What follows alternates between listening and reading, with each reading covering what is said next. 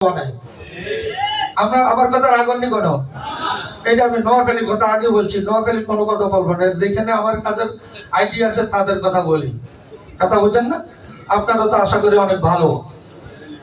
এবারে লেখেন লেখেন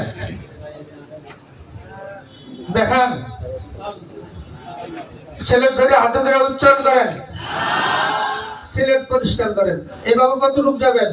নতুন সবক পর্যন্ত, যেখানে সবক, কথা বুঝেন না?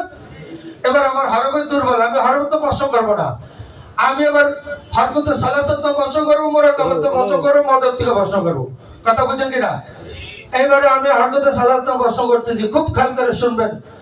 লেখেন লু লু, হরকতে সালাসাত বলছি, দেখেন সিলেট দেখেন,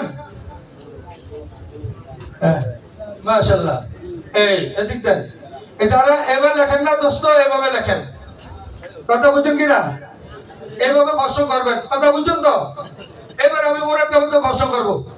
লেখেন হরকতে সালাসাত একটা প্রশ্ন করে দেখালাম, আপনারা এই পদ্ধতিতে 2-3 মিনিট করবেন, কথা বুঝছেন কিনা? লেখেন হালিফ, মুরাক্কাবাতে বলছি, সিলেট দেখেন হালিফ হালিফ, সিলেট দেখেন। এভাবে যারা লেখেন না বন্ধু, এবার লিখে নেন, সিলেট পরিষ্কার করেন। এবার আমি মদরব যেটুকু পড়েছি এতটুকু প্রশ্ন করব, খুব খেয়াল করে শুনবেন। লেখেন ইয়া, মদরব প্রশ্ন বলছি, ইয়া সিলেট বারাকাল্লাহ হায়াকাল্লাহ।